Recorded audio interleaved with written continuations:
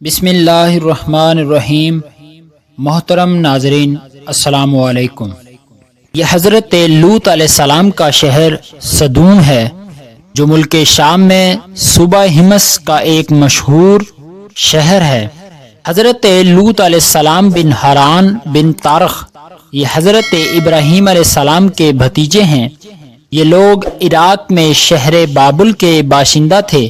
پھر حضرت ابراہیم علیہ السلام وہاں سے ہجرت کر کے فلسطین تشریف لے گئے اور حضرت لوط علیہ السلام ملک شام کے ایک شہر اردن میں مقیم ہو گئے اور اللہ تعالیٰ نے آپ کو نبوت عطا فرما کر سدوم والوں کی ہدایت کے لیے بھیج دیا۔ شہر سدوم کی بستیاں بہت آباد اور نہایت سرسبز و شاداب تھی اور وہاں طرح طرح کے اناج اور قسم قسم کے پھل اور میوے بکثرت پیدا ہوتے تھے۔ شہر کی خوشحالی کی وجہ سے اکثر جا بجا کے لوگ مہمان بن کر ان آبادیوں میں آیا کرتے تھے اور شہر کے لوگوں کو ان مہمانوں کی مہمان نوازی کا بھارا اٹھانا پڑتا تھا۔ اس لیے اس شہر کے لوگ مہمانوں کی آمد سے بہت ہی کبیدہ خاطر اور تنگ ہو چکے تھے، مگر مہمانوں کو روکنے اور بھگانے کی کوئی صورت نظر نہیں آ رہی تھی۔ اس ماحول میں ابلیس لعین ایک بوڑھے کی صورت میں نمودار ہوا اور ان لوگوں سے کہنے لگا کہ اگر تم لوگ مہمانوں کی آمد سے نجات چاہتے ہو تو اس کی یہ تدبیر ہے کہ جب بھی کوئی مہمان تمہاری بستی میں آئے تو تم لوگ زبردستی اس کے ساتھ بدفعلی کرو۔ چنانچہ سب سے پہلے ابلیس خود ایک خوبصورت لڑکے کی شکل میں مہمان بن کر اس بستی میں داخل ہوا اور ان لوگوں سے خوب بدفعلی کرائی۔ اس طرح یہ فعل بد ان لوگوں نے شیطان سے سیکھا۔ پھر رفتہ رفتہ اس برے کام کے یہ لوگ اس قدر عادی بن گئے کہ عورتوں کو چھوڑ کر مردوں سے اپنی شہوت پوری کرنے لگے۔ چنانچہ حضرت لوط علیہ السلام نے ان لوگوں کو اس فعل بد سے منع کرتے ہوئے اس طرح واعظ فرمایا کہ ترجمہ: اپنی قوم سے کہا، کیا وہ بے حیائی کرتے ہو جو تم سے پہلے جہان میں کسی نے نہ کی؟ تو مردوں کے پاس شہوت سے جاتے ہو عورتیں چھوڑ کر، بلکہ تم لوگ حد سے گزر گئے۔ حضرت لوط علیہ السلام کے اس اصلاحی اور مصلحانہ وعظ کو سن کر ان کی قوم نے نہایت بے باکی اور انتہائی بے حیائی کے ساتھ کیا کیا؟ حضرت لوط علیہ السلام کے اس اصلاحی اور مصلحانہ وعظ کو سن کر ان کی قوم نے نہایت بے باکی اور انتہائی بے حیائی کے ساتھ کیا کہا؟ اس کو قرآن کی زبان سے سنیے۔ ترجمہ: اور اس کی قوم کا کچھ جواب نہ تھا مگر یہی کہنا کہ ان کو اپنی بستی سے نکال دو، یہ لوگ تو پاکیزگی چاہتے ہیں۔ جب قوم لوط کی سرکشی اور بدفعلی قابل ہدایت نہ رہی تو اللہ تعالیٰ کا عذاب آ گیا۔ چنانچہ حضرت جبرائیل علیہ السلام چند فرشتوں کو ہمراہ لے کر آسمان سے اتر پڑے۔ پھر یہ فرشتے مہمان بن کر حضرت لوط علیہ السلام کے پاس پہنچے اور یہ سب فرشتے بہت ہی حسین اور خوبصورت لڑکوں کی شکل میں تھے۔ ان مہمانوں کے حسن و جمال کو دیکھ کر اور قوم کی بدکاری کا خیال کر کے حضرت لوط علیہ السلام بہت فکر مند ہوئے۔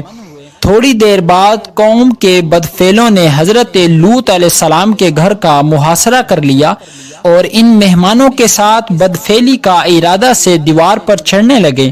حضرت لوط علیہ السلام نے نہایت دل سوزی کے ساتھ ان لوگوں کو سمجھانا اور اس برے کام سے منع کرنا شروع کر دیا، مگر یہ بدفعل اور سرکش قوم اپنے بیہودہ جواب اور برے اقدام سے باز نہ آئی، تو آپ اپنی تنہائی اور مہمانوں کے سامنے رسوائی سے تنگ دل ہو کر غمگین و رنجیدہ ہو گئے۔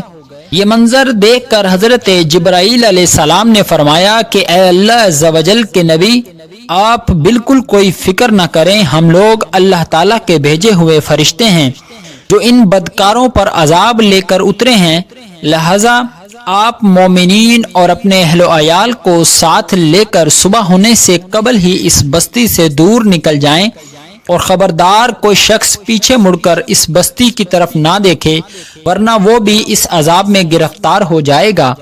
چنانچہ حضرت لوط علیہ السلام اپنے گھر والوں اور مومنین کو ہمراہ لے کر بستی سے باہر نکل گئے۔ پھر جب حضرت جبریل علیہ السلام اس شہر کی 5 بستیوں کو اپنے پروں پر اٹھا کر آسمان کی طرف بلند ہوئے اور کچھ اوپر جا کر ان بستیوں کو الٹ دیا اور یہ آبادیاں زمین پر گر کر چکنا چور ہو کر زمین میں بکھر گئی، پھر کنکر کے پتھروں کا مینا برسا اور اس زور سے سنگباری ہوئی کہ قوم لوط کے تمام لوگ مر گئے اور ان کی لاشیں بھی ٹکڑے ٹکڑے ہو کر بکھر گئیں۔ عین اس وقت جبکہ یہ شہر الٹ پلٹ ہو رہا تھا، حضرت لوط علیہ السلام کی ایک بیوی جس کا نام وائلہ تھا، جو در حقیقت منافقہ تھی اور قوم کے بدکاروں سے محبت رکھتی تھی، اس نے پیچھے مڑ کر دیکھ لیا اور یہ کہا کہ ہائے رے میری قوم، یہ کہہ کر کھڑی ہو گئی۔ پھر عذاب الہی کا ایک پتھر اس کے اوپر بھی گر پڑا اور وہ بھی ہلاک ہو گئی۔ چنانچہ قرآن مجید میں حق تعالیٰ کا ارشاد ہے، ترجمہ: تو ہم نے اسے اور اس کے گھر والوں کو نجات دی، مگر اس کی عورت اور رہ جانے والوں میں ہوئی، اور ہم نے ان پر ایک مینا برسایا تو دیکھو کیسا انجام ہوا مجرموں کا۔ جو پتھر اس قوم پر برسائے گئے وہ کنکروں کے ٹکڑے تھے، اور ہر پتھر پر اس شخص کا نام لکھا ہوا تھا جو اس پتھر سے ہلاک ہوا۔ اس واقعے سے معلوم ہوا کہ لواطت کس قدر شدید اور ہولناک گناہ کبیرہ ہے کہ اس جرم میں قوم لوط کی بستیاں الٹ پلٹ کر دی گئی اور مجرمین پتھراؤ کے عذاب سے مر کر دنیا سے نیست و نابود ہو گئے۔ منقول ہے کہ حضرت سلیمان علیہ السلام نے ایک مرتبہ ابلیس لعین سے پوچھا کہ اللہ تعالیٰ کو سب سے بڑھ کر کون سا گناہ ناپسند ہے؟ تو ابلیس نے کہا کہ سب سے زیادہ اللہ تعالیٰ کو یہ گناہ ناپسند ہے کہ مرد سے بدفعلی کرے اور عورت سے اپنی خواہش پوری کرے۔ اور حدیث میں ہے کہ عورت کا اپنی فرج کو دوسری عورت کی فرج سے رگڑنا، یہ ان دونوں کی زنا کاری ہے جو گناہ کبیرہ ہے۔